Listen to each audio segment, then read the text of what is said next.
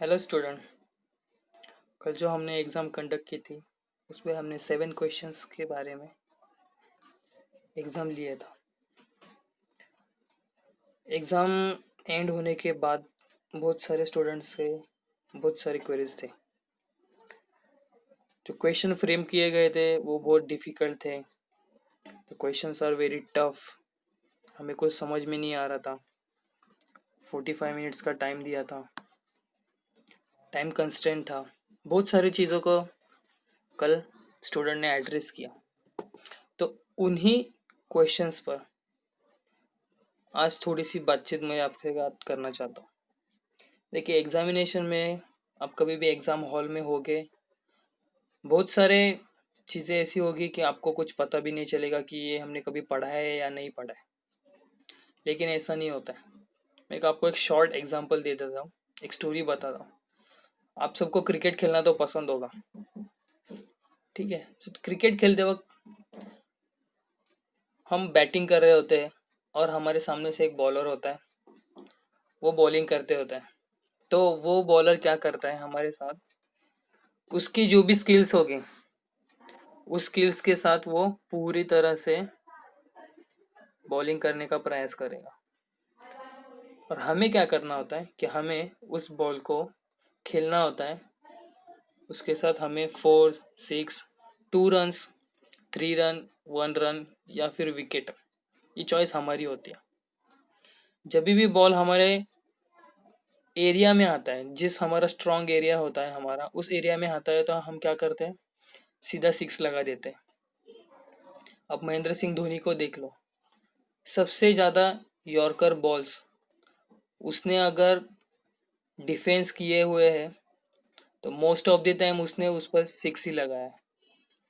जो बॉलर को लगता है कि ये यॉर्कर बॉल पे धोनी आउट हो जाएगा, लेकिन धोनी ऐसा नहीं होता। धोनी हमेशा मोस्ट ऑफ द टाइम 90% से ज़्यादा धोनी ने उस पर 6 मारा हुआ है। तो ये चीज़ें क्यों होती है कि धोनी को भी तभी डर लगता है कि बाबा मैं अभी 6 मारूंगा, एक तो मैं बोल्ड हो जाऊंगा या फिर मेरा 6 बैठ जाएगा। सो यही चीज़ होती है कि एक प्लेयर को या फिर एक परीक्षार्थी, जो एक स्टूडेंट होता है जो एग्ज़ाम हॉल में जाता है, तो उसे ऑप्शन 2 रखे जाते हैं। एक तो वो उस क्वेश्चन को सॉल्व करे या फिर उस क्वेश्चन को छोड़ दे। अगर छोड़ दोगे तो आपकी विकेट 100% गिरेगी, क्योंकि उस क्वेश्चन के लिए जो मार्क्स होते हैं, समझो 6 मार्क्स है, 4 मार्क्स है या फिर 2 मार्क्स है। तो जितने भी क्वेश्चंस का मार्क्स होगा, अगर दूसरा कोई स्टूडेंट उसे अटेम्प्ट करता है तो 6 में से कम उसको 4 मार्क्स मिल जाएंगे। अगर 4 मार्क का क्वेश्चन है तो कम से कम 2 मार्क्स तो मिल जाएंगे, और 2 मार्क्स का क्वेश्चन तो कम से कम 1 मार्क्स तो उसको मिल ही जाएगा। क्यों? क्योंकि वो क्वेश्चन अटेम्प्ट करेगा। सो क्वेश्चन कैसे अटेम्प्ट करना है, ऐसे बाउंसर्स भी आपके सामने बहुत बार आएंगे। तो उस बाउंसर को कैसा खेलना है, उसे डक करना है या फिर उससे रिवर्स स्वीप करके 4 लगाना है या फिर 1 रन लेना है, 2 रन लेना है, ये सब चीज़ें आपके ऊपर निर्भर होती हैं। सो कल के क्वेश्चंस जो थे, आप सभी को वो डिफिकल्ट लगे। एक्चुअल में वो क्वेश्चंस डिफिकल्ट नहीं थे, वो सबसे इजीएस्ट क्वेश्चंस थे। मुझे पता है कि आप लोग अभी सरप्राइज हो जाओगे कि क्या बोल रहे हैं सर, इतना टफ क्वेश्चंस था। अभी भी आप पढ़ लोगे तो आपको एक भी क्वेश्चन नहीं पता चलेगा। ये क्यों होता है पता है आपके साथ? क्योंकि आप जो चीज़ ज़रूरत नहीं होती उस चीज़ के पीछे आप भागते रहते हो। आपने ये सोचा होगा, अरे बाप रे, 45 मिनट्स का ही टाइम है मेरे पास, 45 मिनट्स में मुझे 7 क्वेश्चन सॉल्व करने। फर्स्ट क्वेश्चन आप पढ़ते हो, वो क्वेश्चन तो हमने कभी देखा ही नहीं होता है। फिर आप सेकंड क्वेश्चन पढ़ते हो, वो क्वेश्चन भी हमने कभी सुना ही नहीं रहता है। थर्ड क्वेश्चन, ऐसा करते करते आप 7th क्वेश्चन पर पहुंच जाते हो, लेकिन आपको एक भी क्वेश्चन का मीनिंग नहीं पता होता। ऐसा क्यों होता है? क्योंकि आपने क्वेश्चन पढ़ा ही नहीं और आपने क्वेश्चन समझा ही नहीं। देखो, जो कुछ भी आपको स्कूल्स में, क्लासेस में, जो कुछ भी या टेक्स्ट बुक से आपको जो भी पढ़ाया जाता है, वो जस्ट एक इंफॉर्मेशन होती है, उसको हम ज्ञान नहीं बोल सकते। एक स्टूडेंट को क्या चाहिए होता है? ज्ञान चाहिए होता है। ज्ञान माने क्या होता है कि उस चीज़ से आपको एक अनुभव आना चाहिए। जो आप खुद का हो, जो टीचर पढ़ाए वो तो एक इंफॉर्मेशन होती है। गुरु आपको कभी ज्ञान नहीं देगा, ज्ञान आपको खुद से ही हासिल करना होगा। इस चीज के बारे में आपको हमेशा याद रखना है। तो फर्स्ट क्वेश्चन हम स्टार्ट करते हैं। आपके सामने क्वेश्चन कल के थे, वो आपके सामने हो गए, तो उसमें देख लीजिएगा। फर्स्ट क्वेश्चन है, मैं सिर्फ एक्सप्लेन करूंगा, मैं आपको कैसे सॉल्व करना है ये नहीं बताऊंगा। सॉल्व आपको खुद से ही करना है, और उसके बाद मुझे उसके आंसर्स मुझे कल के जैसे एक पूरा फॉर्मेट में एक बराबर मुझे भेज देना। ठीक है।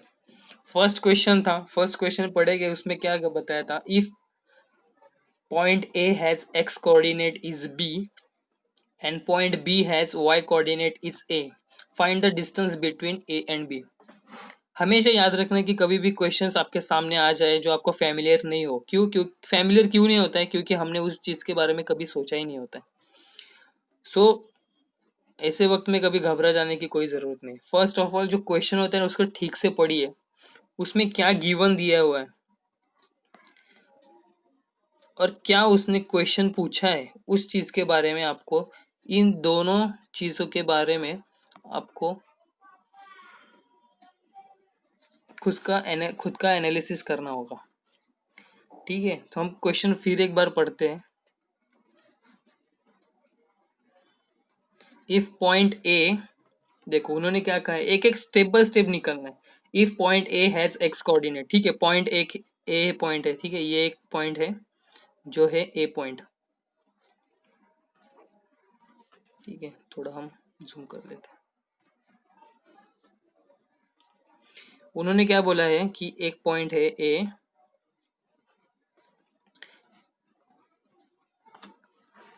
उसके क्या होता है, एक्स कोऑर्डिनेट और वाई कोऑर्डिनेट होते हैं, ये आपको सभी को पता है। यहाँ पर एक्स कोऑर्डिनेट लिखा जाता है, यहाँ पर वाई कोऑर्डिनेट लिखा जाता है। अनदर उन्होंने क्या बोला है कि नेक्स्ट में point B has y coordinate. तो ठीक है, हम सेकेंड पॉइंट ले लेते हैं, कोऑर्डिनेट के बारे में हम थोड़ी देर बाद बात करेंगे। ये बी कोऑर्डिनेट पॉइंट है, और उसके कौन से कोऑर्डिनेट है, एक्स कोऑर्डिनेट कॉमा यहाँ पर वाई कोऑर्डिनेट होता है। उनने क्या बोला है,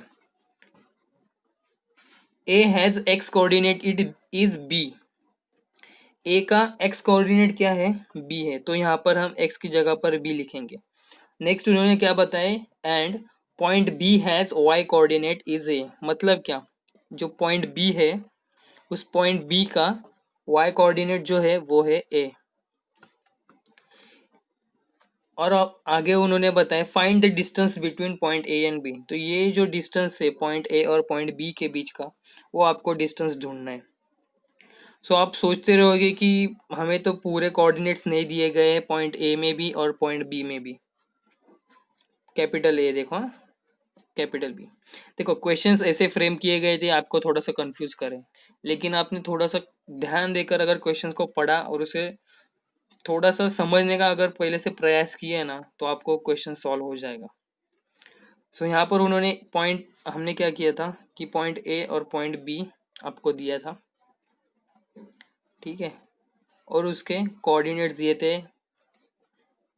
ए पॉइंट का एक्स कोऑर्डिनेट दिया था और बी पॉइंट का वाई कोऑर्डिनेट दिया था। इसका मतलब क्या होता है कि उस ए पॉइंट का वाई कोऑर्डिनेट है वो मिसिंग है, और बी पॉइंट का एक्स कोऑर्डिनेट मिसिंग है, बराबर है। तो मिसिंग है इसका मतलब क्या है कि वहाँ पर कोई भी वैल्यू नहीं है। तो कोई भी वैल्यू नहीं होती है तो वहाँ पर हमेशा जीरो लेते हैं। ठीक है, समझ में आया? अभी हमारे पास दोनों जो पॉइंट ए है और पॉइंट बी है, उन दोनों पॉइंट के दोनों कोऑर्डिनेट्स हमारे पास प्रेजेंट है। उन्होंने नेक्स्ट क्वेश्चन हमें क्या बताया था उसमें ही कि find the distance between point A and B. अभी हमारे पास डिस्टेंस का फॉर्मूला सबको पता है, under root x2 minus x1 the whole square plus y2 minus y1 the whole square. यहाँ पर x1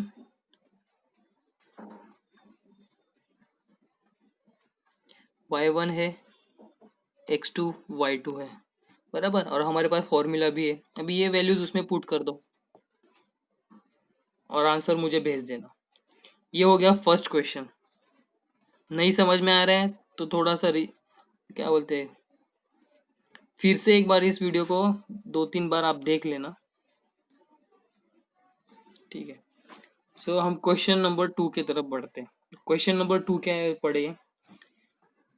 a point A, B, C and D taken in order are the vertices of. First of all question क्या है, एक question में उन्होंने हमें 4 point दिए गए। पॉइंट ए है, पॉइंट बी है, पॉइंट सी है और पॉइंट डी है। Taken in order are the vertices of. और उन्होंने क्या बोला कि ये चारों पॉइंट जो है वो एक ऑर्डर में है, जो एक वर्टाइसेस होते हैं। ठीक है, चारों पॉइंट्स क्या है, वर्टाइसेस है। वर्टाइसेस मतलब क्या होता है, जो भी आपकी ज्योमेट्रिकल फिगर होती है उसके एंड पॉइंट जो होते हैं, जो सबसे हाईलाइटेड पॉइंट होते हैं। जैसे कि अगर हमने यहाँ पर रेक्टेंगल लिया है तो इसके वर्टाइसेस क्या हो जाएंगे, ये हो जाएंगे उसके वर्टाइसेस। ये जो कॉर्नर्स होते हैं ये हो जाएंगे उसके वर्टाइसेस। अगर हमने ट्रायंगल लिया है तो ट्रायंगल में भी ये जो तीनों पॉइंट होते हैं ये हो जाएंगे उसके वर्टाइसेस। तो ये बेसिक चीज़ें हैं जो आपको आपने कभी समझ में आपने कभी समझा भी नहीं और आपने कभी पूछा भी नहीं कि वर्टाइसेस क्या होते हैं, और ना खुद से भी जानने का कभी प्रयास किया। इसकी वजह से आपको क्वेश्चंस जो लगते हैं कि वो टफ है, क्वेश्चंस कुछ अलग है, क्वेश्चन कुछ भी नहीं है। देखो ये तो क्वेश्चन हमने सॉल्व किया था, ये ऐसा रेक्टेंगल वाला, स्क्वायर वाला, रोम्बस वाला, हमने तीनों के तीनों क्वेश्चन सॉल्व किए गए हैं। सो उन्होंने क्या बोला है कि पॉइंट ए है, पॉइंट बी है, पॉइंट सी है और पॉइंट डी है। ये 4 पॉइंट है, उसके उन्होंने पॉइंट्स के दिए x1 y1 coordinate, sorry x और y कोऑर्डिनेट्स दिए हैं। और उन्होंने 4 ऑप्शन दिए कि ये जो चारों पॉइंट्स है, पॉइंट ए बी सी और डी, ये किसके वर्टाइसेस हैं, रोम्बस के है, रेक्टेंगल के है या स्क्वायर के है, या फिर इन तीनों में से एक का भी नहीं है। ये 4 ऑप्शन दिए गए थे, तो आपको ये चारों ऑप्शन में से एक ऑप्शन चूज करना था जो कि राइट है। ठीक है, इसका मतलब ये नहीं है कि 4 पॉइंट है, देखो रोम्बस में भी 4 ही पॉइंट होते, 4 वर्टाइस, रेक्टेंगल में भी 4 वर्टाइसेस होते हैं और स्क्वायर में भी 4 वर्टाइसेस होते हैं। तो नन ऑफ दिस अबाउ, तो ये जो क्वेश्चन था, जो सॉरी ऑप्शन जो डी था, आपको ए ऑप्शन दिया गया था, बी ऑप्शन दिया गया था, सी ऑप्शन दिया गया था और डी ऑप्शन दिया गया था। तो डी ऑप्शन तो कैंसिल हो जाएगा, बचेगा अभी ए बी सी। अभी आपको क्या करना है कि ये जो पॉइंट्स दिए गए हैं ना, point A B, B C, C D और ए डी, इनके बीच का डिस्टेंस आपको फाइंड करना है। सो ये आपको पता है कि डिस्टेंस बिटवीन ए बी कैसा फाइंड करना है, बी सी कैसा फाइंड करना है, C B sorry C D और ए डी कैसा फाइंड करना है। इन चारों के बीच का डिस्टेंस फाइंड करो, और जो भी ज्योमेट्रिकल फिगर से इस डिस्टेंस मैच होते हैं वो आपका आंसर हो जाएगा। ठीक है, थर्ड क्वेश्चन हम पढ़ेंगे अभी। नहीं समझ में आ रहा है तो थोड़ा सा प्लेबैक करके वापस एक बार देख लीजिएगा। ठीक है, देखो क्वेश्चंस को ही हमेशा क्वेश्चन पूछते रहना चाहिए। वाई वाई, कि वाई के जगह पर हमें आपको हमेशा ठाम रहना है कि वाई आप मतलब ये क्वेश्चन ऐसा क्यों है। ये क्यों जो क्वेश्चन होता है ना, ये आपको हमेशा क्वेश्चन को ही पूछना होता है। अभी थर्ड क्वेश्चन देखो, कितना सिंपल क्वेश्चन है, सिर्फ फ्रेम करने का जो तरीका होता है थोड़ा सा बदल दिया है, इसीलिए आपको थोड़ा डिफिकल्ट लग रहा है। क्वेश्चन जब भी आपके सामने आता है ना, तो आपको जो जो भी चीज़ें आपको दिख रही है वो हमें मैथमेटिक्स में जो जो भी चीज़ें आपको दिख रही है उसको अंडरलाइन कर दो, या फिर उसको एक रफ पेपर में उसको एड्रेस करने की कोशिश करो। अभी यहाँ पर दिया है, देखो थर्ड क्वेश्चन था, if a point A is plotted on a graph paper in such a way that, यहाँ तक रुक जाना है। उन्होंने क्या पूछा है कि पॉइंट ए है, एक पॉइंट है ए, ठीक है, ये पॉइंट हम कंसिडर करेंगे ए। ये ग्राफ पर ऐसा पुट किया गया है या फिर प्लॉटिंग किया गया है ग्राफ पर in such a way that whose x coordinate and y coordinate are 5 and -5 respectively. उसके x coordinate comma y coordinate है वो आपको दिए गए हैं 5 और -5। ये पॉइंट ए था, इसके x कोऑर्डिनेट y कोऑर्डिनेट दिए गए। तो find the distance of the point A from the origin. अगर हम देखेंगे, समझो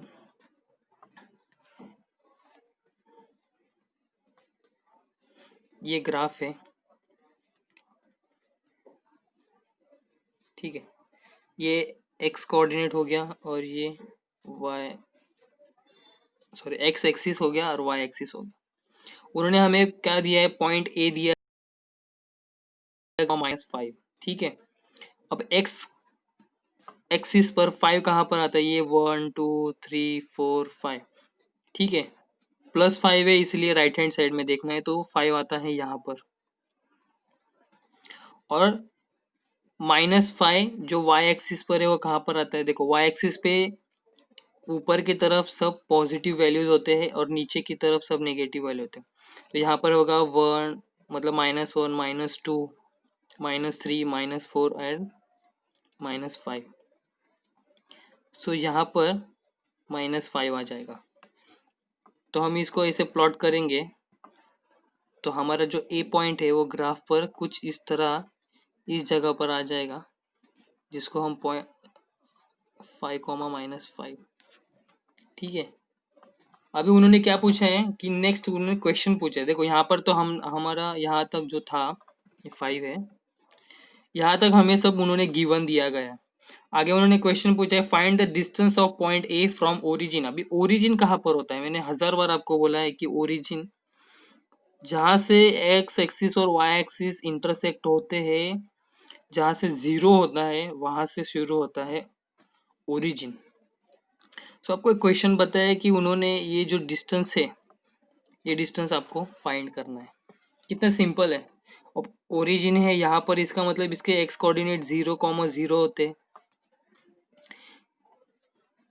और ये ए पॉइंट है, इसके कोऑर्डिनेट तो हमें ऑलरेडी पता है। अभी डिस्टेंस फॉर्मूला आपको पता है, √x2 - x1 the whole square plus y2 - y1 the whole square. सब तो चीज़ हमारे पास है, ये x1 y1, यहाँ पर x2 y2, कुछ भी ले सकते हैं इसको। x1 ए पॉइंट को x1 y1 ले सकते हैं। ये ओ पॉइंट है, यहाँ पर ओ पॉइंट कंसिडर, ठीक है। ओरिजिन को ओ से डिनोट करते हैं, ठीक है। सो ये डिस्टेंस फॉर्मूला है, हमारे पास एक्स कोऑर्डिनेट है, वाई कोऑर्डिनेट्स है, तो डिस्टेंस फॉर्मूला है, वैल्यूज पुट कर दीजिए और आपको एट द एंड आंसर मिल जाएगा। नेक्स्ट जो है क्वेश्चन नंबर 4।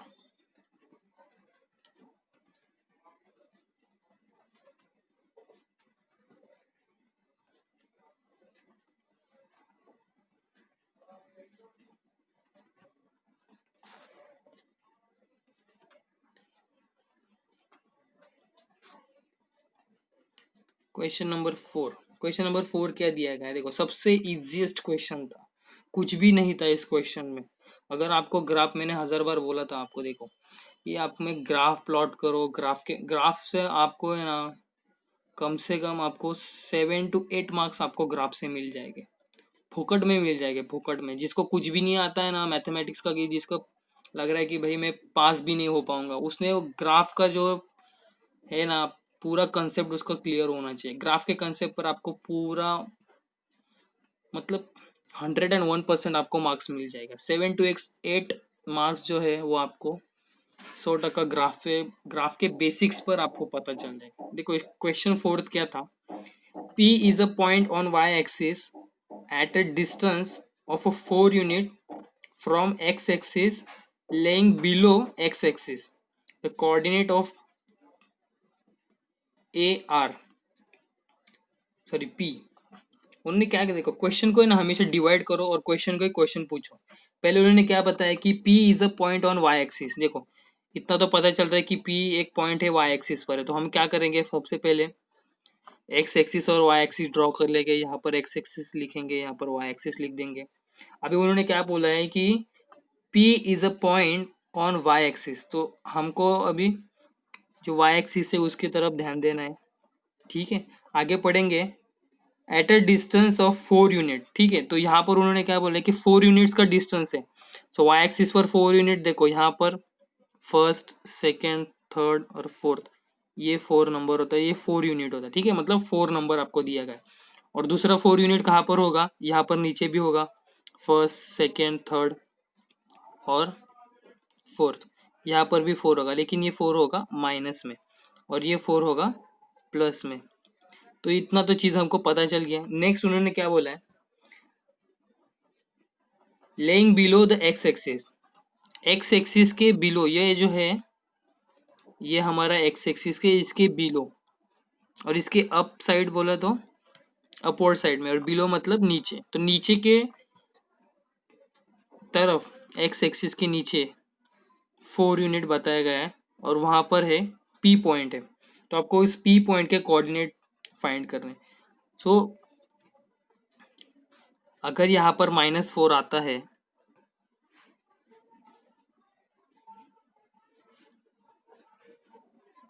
देखो यहाँ पर ये पॉइंट तो आपको फिक्स हो गया कि ये 4 यूनिट के डिस्टेंस पर पॉइंट पी आता है। यहाँ पर उन्होंने हमको क्या दिया है, वाई कोऑर्डिनेट दिया है, एक्स कोऑर्डिनेट नहीं दिया था हमें, वाई कोऑर्डिनेट था ये सेकेंड वन, ये वाला वो हमने दिया था, जो कि है 4 है। ठीक है, 4 यूनिट का डिस्टेंस है, लेकिन वो एक्स एक्सिस के बिलो होने के कारण वो होता है नेगेटिव, इसलिए हमारा पॉइंट हो जाएगा -4। और दूसरी एक चीज है कि P point on y axis उन्होंने बताया, पी जो पॉइंट है वो वाई एक्सिस पर है, इसका मतलब क्या हो जाएगा कि उसका एक्स कोऑर्डिनेट हो जाएगा 0। अगर उन्होंने कहा होता कि P point on x axis, ठीक है, देखो कभी भी ऑन वाई एक्सिस कहा है तो उसका एक्स कोऑर्डिनेट क्या हो जाएगा 0, और कभी भी उन्होंने कहा है कि ऑन एक्स एक्सिस तो उसका वाई कोऑर्डिनेट हो जाएगा 0। ये चीज़ आपको नोट करना है। सो आपको क्वेश्चन इसमें आपको भी चार, ये फोर्थ क्वेश्चन में आपको 4 ऑप्शन दिए गए थे, उसका आंसर तो यहाँ पर पता चल जाता है, 0, -4, जो सेकेंड बी वाला ऑप्शन था वो इसका आंसर है। अभी क्वेश्चन नंबर 5, क्वेश्चन नंबर 5 के लिए हम अभी ट्राई करते हैं, ठीक है। क्वेश्चन नंबर 5 क्या है, find the gradient of point J and के। उन्होंने क्या दिया है, फाइंड द, अभी देखो पहले सबसे पहले कभी भी ना जो गिवन पार्ट होता है ना उसके तरफ ध्यान देना होता है। पहले सब हम क्या करते हैं कि क्वेश्चन पढ़ते हैं और क्या मतलब क्या फाइंड करने के लिए बोला है उस चीज के तरफ ही हम भागते रहते हैं, वो नहीं करना है। जो कुछ भी गिवन पॉइंट है ना, उसमें जो भी गिवन आपको दिया गया क्वेश्चन में, उस चीज के बारे में हमें सोचना है। उन्होंने क्या दिया है, देखो जे और के पॉइंट दिया है, ये पॉइंट क्या है, इसको हम कंसिडर करेंगे जे पॉइंट, और ये सेकेंड पॉइंट है, इसको हम कंसिडर करेंगे के पॉइंट। अभी उन्होंने क्या, अभी क्वेश्चन क्या दिया है, देखो इनके उन्होंने अभी कोऑर्डिनेट्स भी दिए हैं -2 और 3, और के कोऑर्डिनेट्स दिए गए हैं 2 और 7, ठीक है। दोनों के कोऑर्डिनेट्स भी दिए गए, 2 पॉइंट है, उन पॉइंट के नाम भी हमारे पास है, एक्स कोऑर्डिनेट वाई कोऑर्डिनेट भी है। अभी क्वेश्चन क्या पूछा है, क्या उन्होंने उसके ऊपर डिस्टेंस मतलब डिस्टेंस फाइंड करने के लिए बोला है, या फिर उसके सेक्शन फॉर्मूला यूज करना है, मिड पॉइंट फॉर्मूला यूज करना है, क्या क्या क्या उन्होंने दिया है क्वेश्चन, वो पढ़ेंगे अभी। अभी क्वेश्चन क्या था, find the gradient of point J and के, ग्रेडियंट, ठीक है। अभी आपको बहुत बार हमने अभी 10th स्टैंडर्ड में आपको ये बेसिक है कि ग्रेडियंट को हम स्लोप भी कहते हैं, ठीक है। हमेशा आपको क्वेश्चन में ऐसा नहीं दिया जाएगा कि find the slope of point J and के, ऐसा कभी नहीं दिया जाएगा। मतलब जो हॉट्स क्वेश्चन जो आप अभी पिछले कुछ सालों से आ रहे हैं एग्जाम में, तो हॉट्स क्वेश्चन में आपको डायरेक्टली मतलब जो टेक्स्ट बुक में जैसे क्वेश्चन फ्रेम किया जाता है, जैसे कि देखो find the slope of point J and के, ये टेक्स्ट बुक का फ्रेम किया हुआ क्वेश्चन है। लेकिन जो हॉट क्वेश्चंस होते हैं, हॉट्स क्वेश्चंस जो एग्जाम में, बोर्ड के एग्जाम में आपको पूछे जाते हैं, वो इस कुछ तरह से थोड़े से फ्लिप किए होते हैं। यहाँ पर उन्होंने स्लोप की जगह पर उन्होंने क्या किया है, ग्रेडियंट का वैल्यू मतलब नाम वहां पर डाल दिया। तो ये जो क्वेश्चन नंबर 5 है, उसका मतलब क्या हो गया कि आपको ये जो दोनों पॉइंट दिए गए हैं जे एंड के, उन दोनों को आप स्लोप फॉर्मूला से सॉल्व करेंगे, और एट द एंड आपको उसका आंसर फाइंड करना है, ठीक है। तो यहाँ पर जो ग्रेडियंट है उसका मीनिंग क्या होता है, स्लोप होता है, इसलिए वहां पर स्लोप फॉर्मूला यूज करना है। ये थोड़ा सा कॉमन सेंस आपको वहां पर थोड़ा सा डालना होगा। मैंने फिर भी कहा था कि ये एक चैलेंजिंग एग्जाम है, आगे भी ऐसे चैलेंजिंग एग्जाम आएंगे, तो आपको अभी से प्रिपेयर रहना है कि भाई कैसे क्वेश्चंस आ सकते हैं, कि ऐसा नहीं जो टेक्स्ट बुक में दिया गया है वो तो मुझे पता है आप क्या करते हो, कैसे सॉल्व करते हो, सब चीज़ें मुझे पता है। उसमें कुछ बड़ी चीज़ नहीं होती, जो आपको आता है वही मैं अगर क्वेश्चन पूछूंगा, मैं अगर आपको पूछूंगा कि 2+2 इज वॉट, आप क्या बोलोगे? 4 आंसर आप कर दोगे ना, 2+2 इज वॉट 4। हमें पता है, क्यों? क्योंकि हमने अभी कम से कम 15 साल हो गए हम जब से पढ़ रहे हैं, तो 2+2 हमें पता है कि जो है 4 है। ठीक है। क्यों? अगर इस क्वेश्चन का आप आंसर क्यों दे सके? क्योंकि आपको ये पता है कि 2+2 इज 4 होता है। अब आपको कैसे, मैं अगर पूछूंगा तो उसका भी आप जवाब दे सकते हैं, 2+2 कैसे 4 होता है। लेकिन मैं अगर आपको ये चीज़ बता दूंगा कि समझो 137 डिवाइडेड बाय 4, इसका आंसर बता दो, तो आप जल्दी से नहीं बता पाओगे, इसको आपको सॉल्व करना होगा। तो यही चीज़ होती है कि आपको प्रैक्टिस इस चीज़ के लिए करनी है। ये जो है ना, ये इस चीज़ के लिए आपको प्रैक्टिस करनी है, ना कि इसके लिए। ये तो 2+2 बच्चा भी बता देगा। मैं क्या बताना चाहता हूँ ना, वो जिसके पास दिमाग होगा उसको ही पता चलेगा, नहीं तो ये सब बाउंस हो जाएगा। जिसको पता चलेगा उसने कुछ तो आज सीख लिया है, ऐसा मैं कंसीडर करूँगा। ठीक है, फोर्थ क्वेश्चन हो गया। फिफ्थ क्वेश्चन था वो स्लोप के फॉर्मूला से फाइंड करना था। नेक्स्ट वाला भी एक ट्रिकी सम था, एकदम ट्रिकी सम था, कुछ भी नहीं था। आपको अगर बेसिक्स ऑफ ज्योमेट्री भी पता हो गया ना, फिर भी आप ये क्वेश्चन अटेम्प्ट कर सकते थे। क्वेश्चन नंबर 6 क्या, find the area of square. उन्होंने मैंने क्वेश्चन में देखो, ये सारे के सारे क्वेश्चन जो सेवेंथ क्वेश्चन है ना, मैंने खुद से फ्रेम किए गए ना, मैंने इसे किसी से कॉपी किया है या कुछ नहीं, कुछ भी किसी तरह से मैंने इसे कॉपी नहीं किया। जैसे आपके स्टैंडर्ड बढ़ता जाता है तो ये सब चीज़ें आपको पता होती चाहिए, पता हो जाती है। ठीक है। सो क्वेश्चन नंबर 6 जो था, क्वेश्चन नंबर 6 क्या है? Question number find the area of square. उन्होंने क्या बोला था, एक देखो डायग्राम कुछ इस प्रकार क्वेश्चन में मैंने दी थी कि एक स्क्वायर था और उसके अंदर एक सर्कल था। ठीक है, अब ये मैच नहीं हो रहा है। एक सर्कल था और ये कुछ शेडेड पोर्शन दिया था, वो तो आपको सिर्फ थोड़ा सा कंफ्यूज करने के लिए दिया था। जरूरत नहीं है आपको, क्वेश्चन में क्या दिया है ना उसके बारे में अगर आपको पता चल जाएगा ना कि क्या दिया है और क्या फाइंड करना है, बाकी की सब चीजें बेकार हो जाती है आपके लिए। इस पर देखो, मैंने एक पॉइंट यहाँ पर दिया था और यहाँ पर एक पॉइंट दिया था। पॉइंट पी था जिसके एक्स और वाई कोऑर्डिनेट था 4,5, और ये पॉइंट यहाँ पर जो दिया गया था क्यू समझो, इसका कोऑर्डिनेट था 4,3। ठीक है, और मैंने यहाँ पर एक लाइन ड्रॉ की थी। अभी क्या दिया था कि find the area of square. ठीक है, मुझे पता है कि एरिया ऑफ स्क्वायर तो ज्योमेट्री के वो 5th चैप्टर में नहीं है, कोऑर्डिनेट ज्योमेट्री के, तो कैसा कोई ज़रूरत नहीं है कि उसमें नहीं दिया गया है तो फिर, लेकिन फॉर्मूला तो है हमारे पास। चैप्टर 5th का जो फॉर्मूला है, उस फॉर्मूले से तो हम ये आंसर को शॉर्ट आउट कर सकते थे।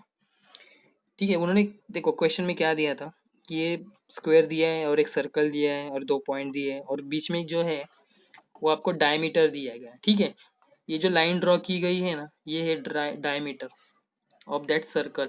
और आप थोड़ा ध्यान से देखोगे तो ये सर्कल के जो सरकमफेरेंस है वो इस स्क्वायर के जो साइड्स है, साइड्स ऑफ स्क्वायर है, उसको टच करते हैं। यहाँ पर नहीं दिख रहा है टच हो रहा है, लेकिन समझ लेना कि यहाँ पर टच हो रहा है।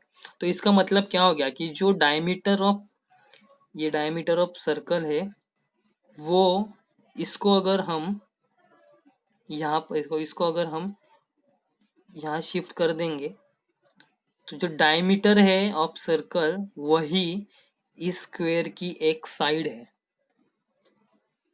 समझ में आ रहा है? जो डायमीटर ऑफ सर्कल है यहाँ पर, ये जो डायमीटर आपको दिख रहा है, ये लाइन जो है, वही लाइन इस स्क्वायर की एक साइड है। अगर डायग्राम आपको रीड करने आ गया है तो आपको ये चीज़ पता चल जाएगी। सो सिंपल हो जाता है अगर इस चीज़ को आपको समझने में आ रही है कि पापा यहाँ पर दिया गया है कि ये जो डायमीटर है उसके दोनों पॉइंट्स स्क्वायर के साइड पर यहाँ पर मैच हो रही है, यहाँ पर और यहाँ पर। तो इसका मतलब ये हो जाता है कि यहाँ का भी जो डिस्टेंस हो जाएगा, मतलब diameter of radius, diameter of circle है, वही डिस्टेंस है इस साइड के बीच का, ठीक है, स्क्वायर के। तो आपको सिंपली क्या करना है, आपको पॉइंट P और पॉइंट Q के बीच का जो डिस्टेंस है वो आपको फाइंड करना है। PQ का अगर आपको डिस्टेंस मिल जाएगा तो ये साइड है जिसको हम समझो अभी नाम दे देते हैं ABCD, ठीक है। A, यहाँ पर B, C और D, ठीक है। ABCD हमने इसको नाम दे दिए। सो हमने अगर P और Q का डिस्टेंस है, यहाँ पर P है, यहाँ पर Q है, इन दोनों के बीच का जो ये जो डिस्टेंस है ये अगर हमने फाइंड कर लिया तो यही डिस्टेंस है वो हो जाएगा A और B के बीच का डिस्टेंस। और A और B का हमें एक साइड का जो हमें अगर डिस्टेंस मिल जाएगा जो कि है AB का, तो हमें और क्या चीज़ लगती है, एरिया ऑफ स्क्वायर का फॉर्मूला तो सबको पता ही है, साइड का स्क्वायर मतलब एरिया ऑफ स्क्वायर हो जाएगा। मतलब क्या करना है, जो समझो अभी इसका वैल्यू हो जाएगा 20, अगर डिस्टेंस बिटवीन PQ, समझो ये PQ है, ये इसका डिस्टेंस आ जाएगा 20, तो साइड जो है स्क्वायर की उसका डिस्टेंस भी आ जाएगा 20। अगर एक साइड 20 है तो चारों साइड भी क्या हो जाएंगे, 20-20 हो जाएंगे ना। तो यहाँ पर 20-20 का मैच खेलना है आपको, ठीक है। सब तो चीज़ आपको मिल गई है, साइड ऑफ AB मिल गया। अभी हमें क्या फाइंड करना है, एरिया। एरिया कैसे फाइंड करेंगे, दोनों साइड का स्क्वायर या फिर साइड स्क्वायर। अभी साइड क्या है हमारी, साइड का स्क्वायर हो जाता है एरिया ऑफ स्क्वायर। साइड कितनी है 20, तो 20 का स्क्वायर कर लेना, ठीक है, 400 आ गया आंसर। कितना सिंपल था, थोड़ा सा ट्रिक था, थोड़ा सा लेवल ऑफ अंडरस्टैंडिंग है आपकी वो थोड़ी सी बढ़ा लेना हमेशा, ठीक है। क्वेश्चंस को समझो, क्या दिया है क्या नहीं दिया है, वो सब चीज़ आपको हेल्प करेगी एग्ज़ाम में। देखो आपने जो क्वेश्चन सॉल्व किए गए हैं ना, जो regular text books frame question होते हैं ना, जो टेक्स्ट बुक से डायरेक्टली उठाकर आपको एग्जाम में पूछे जाते हैं, वो तो सब सॉल्व करेंगे, इतना याद रखना है। आपके बोर्ड के एग्जाम में लाखों करोड़ों स्टूडेंट्स हो गए जो एग्ज़ाम देने वाले हैं, और जो जिन्होंने टेक्स्ट बुक्स में से क्वेश्चंस को सॉल्व किया है, टेक्स्ट बुक के क्वेश्चन जैसा फ्रेम करते हैं उस चीज़ को उन्होंने अगर ठीक से, मतलब एक क्वेश्चन को उन्होंने अगर 100 बार भी सॉल्व किया है, तो वही क्वेश्चन अगर वैल्यू चेंज होकर आपके बोर्ड के एग्ज़ाम में अगर आ जाएंगे तो उनके लिए वो डिफ़िकल्ट नहीं होगा, तो उनको भी वो 6 आउट ऑफ 6 मार्क्स मिल जाएंगे, आपको भी 6 आउट ऑफ 6 मार्क्स मिल जाएंगे। लेकिन कंपटीशन कहाँ पर होगी, जो हॉट्स क्वेश्चंस होते हैं, जो थोड़े से डिफिकल्ट क्वेश्चन होते हैं। देखो इजी वन तो सब लोग कर देंगे, उसके लिए इजी तो सबको करना ही है और सब लोग करते ही है। जो डिफिकल्ट वन होता है ना, डिफिकल्ट एक्चुअली कुछ नहीं होता है, पहली चीज़ डिफिकल्ट हमने ये नाम दे दी है, डिफिकल्ट ऐसा कुछ नहीं होता है, वो थोड़ा हमारे समझ के बाहर होता है, इसलिए हमें वो समझ में नहीं आता है तो हम बोलते हैं कि डिफिकल्ट है। डिफिकल्ट वगैरह कुछ नहीं होता है। तो आपका जो कंपटीशन है ना, वो ऐसे थोड़े से ट्विस्टिंग क्वेश्चंस के साथ ही आपका कंपटीशन है। अगर वो क्वेश्चन आपको समझ में आ गया, उसमें क्या दिया गया है और हमें क्या फाइंड करना है, और वो फाइंड करने के लिए हमारे पास कौन कौन से फॉर्मूले अवेलेबल है, ये अगर आपको पता चल जाए। देखो सिर्फ मैंने तो एक ही चैप्टर के लिए आपको थोड़ा सा ऐसे क्वेश्चन फ्रेम किए थे, और आप तो अभी तक शुरुआत है। यही क्वेश्चंस अगर मैं पूरा सिलेबस कंप्लीट कर दूंगा, ज्योग्राफी का और सॉरी ज्योमेट्री का और अलजेब्रा का, और मैंने ऐसा ही पूरा पेपर सेट कर दिया 100 मार्क्स के लिए, आप क्या करोगे। ये तो सिर्फ एक चैप्टर के लिए था, मैंने तो पूरे सिलेबस और भी 2 सब्जेक्ट के कंबाइन करके मैंने अगर आपको एग्जाम ले ली, तो आप क्या सॉल्व कर पाओगे। हाँ कर पाओगे, ना नहीं बोलना है, आप कर पाओगे सॉल्व। लेकिन कब कर पाओगे, कि आपको जब, देखो 3 ही चीज़ होते हैं, मैं हमेशा यही बोलूँगा कि क्वेश्चन क्या है ना वो पढ़ो, क्वेश्चन में क्या दिया गया है वो चीज़ लिख लो, नेक्स्ट स्टेप में आपको क्या करना है कि वो क्वेश्चंस का फाइंड क्या करने के लिए बोला है और उसे कैसे फाइंड कर सकते हैं। इस तीन चीज़ों को आपको अगर आंसर्स मिल जाएंगे, इन तीन चीज़ों के बारे में ही हमेशा याद रखना है। आपको कोई भी नहीं रोक सकता है, 100 आउट ऑफ 100 मार्क्स भी मिल सकते हैं। ठीक है, 7th क्वेश्चन की तरफ हम बढ़ते, लास्ट क्वेश्चन है। 7th क्वेश्चन मैंने कुछ ऐसे प्रकार दिया था, ये तो आपका टेक्स्ट बुक का ही क्वेश्चन है, लेकिन अलजेब्रा का जो हमने फर्स्ट चैप्टर स्टार्ट किया था उसका फर्स्ट ही क्वेश्चन है, जो हमने एक्टिविटी से पहले, एक्टिविटी के बाद हमने जो सॉल्व एग्जाम्पल है ना टेक्स्ट बुक में, सिर्फ मैंने उसके प्लेस इंटरचेंज किए थे। मैंने क्वेश्चन कुछ इस प्रकार लिखा था, देखो, -3y प्लस 5x माइनस 8 = 0। ये फर्स्ट इक्वेशन था हमारा, ठीक है, फर्स्ट इक्वेशन। अभी हमने तो अब तक सॉल्व किया था, तो उसमें कुछ ऐसा दिख नहीं रहा था। एक्स की जगह पर देखो, एक्स का पोजीशन चेंज हो गया, वाई का पोजीशन चेंज हो गया, और ये -8 जो है उसका भी पोजीशन चेंज किया। तो आपको क्या करना है, सिंपली कुछ भी नहीं करना है, आपको जो पता है ना कि आपने अभी तक जो सीखा है ना उसके फॉर्म में उसको कन्वर्ट कर लेना है। मतलब हमने पहले कैसे लिखते थे, पहले एक्स लिखते थे, उसके बाद हमारा वाई टर्म आता था, और इज इक्वल टू के बाद हमारा जो फिक्स्ड वैल्यू रियल नंबर होता था वो इज इक्वल टू के राइट हैंड साइड में होता था। तो अभी हमें क्या करना है, पहला 5x यहाँ पर लिख लेंगे, और यहाँ पर हो जाएगा -3y, ब्रैकेट में लिखेंगे, और ये जो -8 है, तो माइनस है तो वो राइट हैंड साइड में जाएगा, तो हो जाएगा +8। तो देखो, मैं इसको अगर ऐसा लिख दूंगा, 5x -3y = 8, इसको अगर हम फर्स्ट इक्वेशन मान लेंगे, ठीक है, यहाँ पर तो मान लिया है, इसको कैंसिल कर देंगे, इसको अगर हम फर्स्ट इक्वेशन मान लेंगे, तो अब इसके साथ आपको क्वेश्चन सॉल्व करने में कोई दिक्कत है? कोई दिक्कत नहीं है। ये तो आपको हमने अब तक जो क्वेश्चंस हमने सब सॉल्व किए थे उसी के प्रकार का ये क्वेश्चन, अभी इसके साथ आपको बिंदास आप क्वेश्चन सॉल्व कर सकते हैं। नेक्स्ट में भी जो मैंने इक्वेशन दिया था वो कुछ इस प्रकार था, y + 3x = 2। यहाँ पर भी मैंने x और y के जो टर्म पोजिशन थे वो चेंज किए थे। तो इसको हम कैसे लिख सकते हैं, 3x + y = 2 ऐसा लिख सकते हैं, और इसको मैं इक्वेशन नंबर 2 दे दूंगा। ये इक्वेशन और ये जो सेकेंड इक्वेशन है, इन दोनों इक्वेशन के साथ आप सिंपली सॉल्व कर सकते हो। और यहाँ पर एलिमिनेशन मेथड आपको यूज़ करना है, ग्राफिकल मेथड नहीं। आपको कभी भी अगर मेंशन नहीं किया गया है तो आप वहाँ पर मेंशन कर देना खुद से ही कि बाबा ये क्वेश्चन हम ग्राफिकल मेथड से सॉल्व करेंगे, और उसी तरफ से आप सॉल्व कर सकते हैं। ऐसा कोई ज़रूरत नहीं है कि ग्राफिकल मेथड से कुछ अलग आंसर्स आते हैं और एलिमिनेशन मेथड से जो साइमल्टेनियस इक्वेशन है उसके तरफ से कोई अलग आंसर नहीं। उसी वे ऑफ, क्या बोलते हैं उसको, how to solve question with different way होता है बस। मतलब अलग अलग तरह से उसको क्वेश्चन को कैसा एड्रेस करना होता है वही होता है, बाकी कुछ नहीं होता है। ठीक है, देखो कितने इजीएस्ट क्वेश्चन थे, थोड़े से आपको कंफ्यूजन के लिए मैंने उल्टा सीधा कर दिया था, क्योंकि मुझे पता है आप कितना प्रैक्टिस करते हो, आप कितना टाइम पास करते हो, कितना नहीं करते हो। मैंने आपको शुरुआती में फर्स्ट लेक्चर जो हमारे इंट्रोडक्शन था तभी भी मैंने बताया था कि पर्सन ए और पर्सन बी के बारे में मैंने आपको एक स्टोरी बताई थी, जिसमें पर्सन ए क्या करता है और पर्सन बी क्या करता है। ये स्टोरी आपको पता है, मैं आप आज नहीं बताऊंगा। सो आपके ऊपर डिसाइड है कि आपको पर्सन ए बनना है जो आलसी था, या पर्सन बी बनना है जो मेहनती था, जो मेहनत करता था, हार्डवर्क करता था। हार्डवर्क भी नहीं होता है, उसे एक्चुअली स्मार्ट वर्क ही बोलते हैं।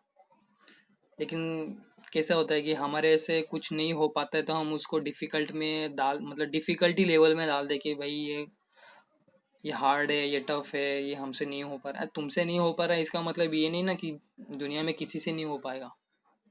हमेशा ये चीज़ याद रखना, आपसे अगर कोई चीज़ नहीं हो रही है तो इसका मतलब ये नहीं होता कि दुनिया में किसी के कोई भी वो क्वेश्चन नहीं सॉल्व कर पाएगा, या फिर उस चीज़ का कोई आंसर ही नहीं दे पाएगा। ये तो आपकी, मतलब क्या बोलते हैं, आपकी बुद्धिमत्ता नहीं है कि आप वो क्वेश्चन समझ नहीं पा रहे हो। ठीक है, तो थोड़ा सा अपने माइंड को एग्जॉस्टेड मत करो। एग्जाम है, चैलेंज है, वगैरह वगैरह, ये सब चीज़ वो तो आते रहेगी। उस चीज़ के बारे में देखो, मैंने क्वेश्चंस इसलिए ऐसे फ्रेम किए थे कि आपको एक सीख दे पाओ कि आप जो सोच रहे थे ना कि भाई मुझे ये क्वेश्चन आ रहा है, मैं टेक्स्ट बुक में से, मैं डाइजेस्ट में से कॉपी कर लूँगा, मेरी लेवल में से कॉपी कर लूँगा ये क्वेश्चन, और मैं होमवर्क में दे दूंगा सर को, कैसे भी सबमिट कर दूंगा। ठीक है, देखो हम तो हमारी तरफ से पूरा क्वेश्चन मतलब पूरा हम लोग है ना, आपको नहीं पता हम लोग कितना मेहनत ले रहे हैं अभी। आप एक स्टूडेंट और हम एक आपके टीचर या फिर गुरु कह सकते हैं होने के नाते है ना, आपका फर्ज बनता है कि हमारे जो गुरु जो कुछ भी सिखा रहे हैं वो हम सीखना चाहिए, और उसके ऊपर कोई डाउट नहीं लेना चाहिए। आपका अगर खुद से डाउट होगा तो वो बता दीजिए, और उस चीज़ को वहाँ पर ही वाइंड अप कर देना चाहिए। ठीक है, तो प्रैक्टिस करो। आपने अभी देख लिया होगा कि क्वेश्चंस कितने इजी थे, लेकिन टाइम कंस्ट्रेंट होने के कारण आप क्वेश्चंस पढ़ नहीं पाए, क्वेश्चन को समझ नहीं पाए। कुछ नहीं होता है। बहुत सारे स्टूडेंट मुझे बोलते हैं मेरा साइंस वीक है, मेरा मैथमेटिक्स वीक है। अरे कुछ नहीं, वीक भी कुछ नहीं रहता है, सब ये अंधश्रद्धा फालतू चीज़ें होती है ये वीक वगैरह। एक बार खुद खुद को है ना उस चीज़ में झोंक लो। आपको स्वामी विवेकानंद का एक थॉट है, मैं बताता हूँ। उन्होंने कहा था कि उठो और तब तक मत रुको जब तक आप आपके लक्ष्य को प्राप्ति नहीं कर पाओ। आपको एक चीज लेना है, उसे ही आपका जीवन बनाना है। याद रखो, एक चीज आपको मोटिवेट कर रही है तो उस चीज को आपको सोते जागते उठते बैठते खाते पीते, आपके दोस्तों के साथ बोलते वक्त, आपके खाली वक्त में, आपके सपनों में, अब जब जाग रहे हो तभी भी आपको वो चीज, आपको मतलब उसी चीज के बारे में आपको सोचना है। आप अभी स्टूडेंट हो, आपको बाकी के चीज़ों में कोई इंटरेस्ट लेने की ज़रूरत ही नहीं है। आपको वो सब चीज़ें एंजॉयमेंट आप जो आज कर रहे हो ना, टाइम पास कर रहे हो, पूरा दिन पड़ा हुआ है, स्कूल चालू नहीं है, आपके पास बहुत सारा वक्त है कि आप थोड़ा सा खुद को भी लिमिट आप क्रॉस करो कि भाई सर सिखाएंगे, कॉलेज से लेक्चर्स आएंगे तभी हम करेंगे। ये आराम वाला जो आपने आपको दिमाग को जो जकड़ के रख दिया है ना कि मैं आराम से करूँगा, नहीं होगा। नहीं हो, फिर आप रिजल्ट आएगा, फिर जो 70% की अपेक्षा कर रहे थे उनको 50% ही आए। मैं 100% अभी देख चैलेंज दे देता हूँ। जो भी आज बोल रहे हैं ना कि मैं मेरिट में आऊँगा, मैं फर्स्ट आऊँगा, गारंटी के साथ कह सकता हूँ आप नहीं आओगे। 90% में अगर 90% अगर एक लड़के को भी एक लड़की को भी अगर मिलता है ना, तो वो जो चीज़ चाहे मैं करने के लिए तैयार हूँ। ठीक है, तो चैलेंज ये आप लोग एक्सेप्ट किए कि मैं 90% के अब आऊँगा, मतलब आऊँगा। को जो कुछ भी करना है मैं करूँगा, जितनी पढ़ाई करनी है मैं करूँगा। आपको मैंने हर लेक्चर के बाद मैंने आपको बताया, देखो मैंने एक लेक्चर है ना 20-20 मिनट का लेके सिर्फ एक ही क्वेश्चन आपको सॉल्व करके बताया। क्यों बताया? क्योंकि आप मुझे डाउट्स बताओ कि आपके क्या डाउट्स है। आप में से किसी ने भी मुझे कॉल नहीं किया, एक जन ने भी नहीं कॉल किया कि मुझे ये डाउट है कि सर दादा ये कैसे सॉल्व कर सकते हैं, हम क्या नहीं कर सकते, इसके बारे में कुछ और क्वेश्चंस है क्या जो हम प्रैक्टिस के लिए आप दे दो। आप खुद से लास्ट ईयर क्वेश्चन पेपर निकालो, बोर्ड कैसे क्वेश्चन पूछती है, वो सब चीज़ें आप ले लो। ठीक है, वो सब चीज़ आप ले लोगे तो आपको पता चल जाएगा कि कौन से लेवल के क्वेश्चंस पूछते हैं, तो इसको कैसे सॉल्व करते हैं, इसको कैसे एड्रेस करते हैं। पहले खुद से 2-3 बार ट्राई करो, नहीं हो रहा है तो आपके जो भी सब्जेक्ट के रिस्पेक्टिव टीचर्स होंगे उनको जाके मिलो, उनसे वो चीज़ों का सॉल्यूशन ढूंढने का ट्राई करो। उनसे भी नहीं मिलता है तो दोनों कोऑपरेट करो। कोई स्टूडेंट है जिसका आपको ज़्यादा से ज़्यादा समझ में आता है, उससे बात करो, उससे उस चीज़ों को सॉल्व करने की कोशिश करो। देखो मैक्सिमम एफर्ट्स तो आपको ही डालने हैं, हम क्या, हम तो सिखाते रहेंगे, हम क्वेश्चन पेपर ऐसे फ्रेम करोगे, हम कुछ भी कर सकते हैं, लेकिन आप कुछ भी नहीं कर सकते, आपको सिर्फ पढ़ाई करना है, इतना याद रखना है। ठीक है, कोई भी डाउट्स होगा 24/7, कभी भी लाइफ टाइम वैलिडिटी का रिचार्ज मैं आपको दे देता हूँ। मेरा नंबर आपके पास है, कोई भी आपको प्रॉब्लम होगा किस भी चीज़ का, अगर मुझे उस चीज़ के बारे में कुछ भी पता होगा तो मैं 101% गारंटी दे देता हूँ कि मैं आपको उस चीज़ का, उस प्रॉब्लम का सोल्यूशन फाइंड करने में मैं आपकी 100% हेल्प करूँगा। लेकिन मैं आपको रोज़ नहीं फ़ोन करूँगा कि वो क्वेश्चन सॉल्व हो गया क्या, आपको कोई प्रॉब्लम है क्या, तो मुझे आके बताओ। क्या आप मुझे पैसे देने वाले हो इस चीज़ के लिए? नहीं। देने वाले होगे तो अच्छी बात है, नहीं देने वाले हो तो मुझे भी पता है। ठीक है, सब खुद के तरफ से भी कुछ एफर्ट्स डालने का ट्राई कर जाओ, क्योंकि आप खुद से एफर्ट्स डालोगे तभी कुछ हो पाएगा, नहीं तो फिर नहीं हो जाएगा। पढ़ाई करते रहो, बहुत सारा टाइम है, आगे जाकर आपको पछतावा नहीं होना चाहिए कि मैंने तभी का टाइम वेस्ट क्यों किया। आपको अगर नहीं आ रहा है, जो भी सब्जेक्ट आपका वीक है, तो उसके बारे में ज़्यादा से ज़्यादा पढ़ने के लिए ट्राई करें। टेक्स्ट बुक में दिया गया है, अभी एक चैप्टर कौन सा, तो अभी साइंस का समझो, अभी मुझे चैप्टर नहीं पता है, समझो कुछ इलेक्ट्रिसिटी के बारे में हो जाएगा, सेमीकंडक्टर कंडक्टर वगैरह के बारे में कुछ हो जाएगा, या फिर पीरियोडिक टेबल के बारे में एक आधा चैप्टर होगा। तो ऐसा नहीं है कि टेक्स्ट बुक में दिया गया है उतनी ही इन्फॉर्मेशन पूरे दुनिया में अवेलेबल है, नहीं है, ऐसा नहीं होता है।